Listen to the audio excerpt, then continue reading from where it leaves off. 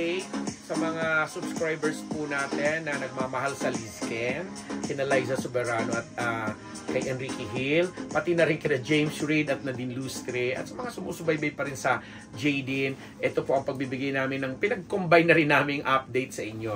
Okay, ito nga, unahin na natin ang Lizken kasi si Liza nag-birthday nitong first week ng January, and kahit nasa Spain itong si Enrique, ay binigyan pa rin naman niya ng pagpapahalaga, binati niya. And sinabi nga natin dito na ang partnership naman nila ay hindi nagtatapos sa pagiging magkarelasyon nila. Although hindi namin kinukumpirma kung naghiwalay sila, pero ang kinukumpirma namin, marami pa rin silang mga kolaborasyon at marami pa rin silang mga pinag-uusapan bilang magkaibigan, bilang magkakaibigan ng kanilang mga pamilya, nagbabatian sila, uma-attend ng mga okasyon, importanteng okasyon ng isa't isa. So, kung ano ang tawag nila doon, sila lang po ang nakakaalam. Pero para sa mga Lizken, maganda ng balita siguro yun na at least hindi sila kagaya ng ibang mga naghihiwalay na talagang alam mo yun, nagdededman, hindi nagbabatian, nagsisiran, etc. Pero ang Lizken, andyan dyan.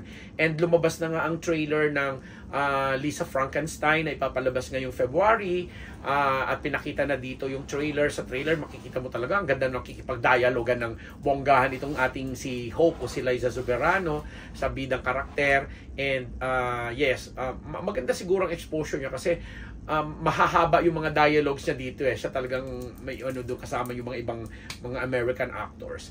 And si Enrique naman, ang alam namin, nakabalik na ng bansa galing sa kanyang mahabang holiday break sa Spain, kung saan kasama niya ang kanyang mga kabag-anak, ang kanyang mga tita. And yun na nga, binati niya si Liza ng birthday nito. And pagbabalik niya, magiging busy naman po siya sa pagpo-promote ng kanyang I Am Not Big Bird na shoot pa po ito sa Thailand. Although, ang alam din namin ngayong Pebrero din yata ipapalabas sa mga sinihan dito sa Manila, dito sa Philippines, ang I Am Not Big Break. And let's hope kami po dito sa Unbearable Channel ay isa rin po sa nakikiusap sa inyo at nakikiisa na bigyan pa rin natin sila ng suporta, kasi kagaya nga ng ibang mga love teams na ating minahal at sinubaybayan, deserving pa rin naman ito. Although may maraming intriga at maraming iskandalong kinaharap ang dalawang ito, particular si Liza, pabayaan na po natin yun sa kanila, kasi tayo naman at the end of the day, ang tinitingnan naman po natin dito ay ang mga nagawa naman nilang magagandang proyekto at yung magandang samahan na aminin man nila o hindi, nakikita pa rin naman at nararamdaman ng mga kagaya kong fan ng Lizken. And that, segue naman tayo sa Jadine. Yes, segue tayo sa Jadine na nakakatawa ang mga netizen kasi nung New Year nga rin, pagpasok ng 2024, ay talaga namang nagkaroon ng pinaghambing yung mga post na kuha nila na parang nasa isang building lang daw sila or parang isang condo building. Kaya nga lang, nasa mas mataas na floor yata itong si Nadine, kasi yung background nung post niya halos kapareho 90 to 100% kapareho nung background naman na pinost ni James Reid kasama ang kanyang girlfriend na si Isa Pressman, na same background at yun, same building, same structure. Ngayon ang mga netizen na ang gagaling, parang sinasabi nila neighbors ba sila or nasa isang building lang ba sila, blah blah blah and so on and so forth. Pero ang importante po dito, again, hindi tayo nagpapakilig sa mga Jadine.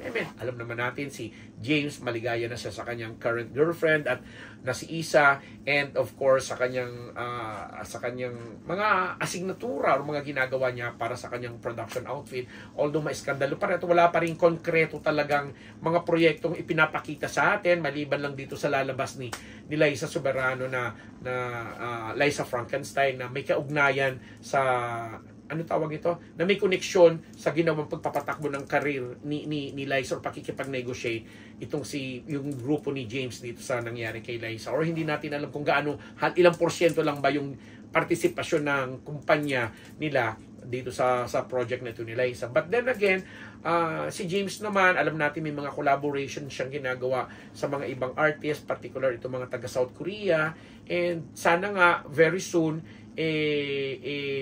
mas maging massive yung pagpapalas. Kasi may mga nirelease ng kanta, hindi lang namin ma-follow kung ano-ano yun. Habang ito namang si Nadine ay, yes, may mga movies din siyang ginagawa, may mga projects, and ang isa nga sa talagang pinupush or parang niluluto ay yung remake ng T-Bird at Ako na pinagbidahan noon ni Vilma Santos at ni Miss Nora Honor na magandang magandang proyekto para sa gaya ni Nadine Lustre at saka ni Catherine Bernardo. Ang sarap lang. So, kung saan ko matuloy yung bonggang-bongga, isa siguro kami sa talagang magpupush na ipag-produce yun or tulungan sa promotion or whatever. Kasi ang gandang proyekto, if ever, isa sa mga magagandang remake ng project noon ni na Ate V at Ate Guy na pwedeng pagsamahan ni Nadine at saka ni Catherine Bernardo. O di ba, magandang balita lang tayo. Happy lang. And on that note, pansamantala kami magpapasalamat sa inyong lahat, mga subscribers po natin at ang ating po mga tagapagtangkilik dito sa Unbettable Channel. Muli, maraming thank you sa inyo. Lalo na sa nagbigay ng painting sa amin ng Christmas, Nanay Christopher Min, sa aming dalawa ng anak kong si Niyong. Maraming thank you po sa regalo at sa lahat po na nakaalala sa amin. At makakaalala pa sa darating naming birthday on February 12 and 14 respectively. Birthday ko 12, yung anak ko 14. Maraming thank you po. Ako ang inyong lingkod, Papa Unbearable Nabos. At tabayanan nyo rin po ako sa Marites University na live po kami tuwing Lunes at Martes alas 9 hanggang alas 10 ng gabi. Ang Bet Nabos po dito sa Unbearable Channel, nagpapasalamat!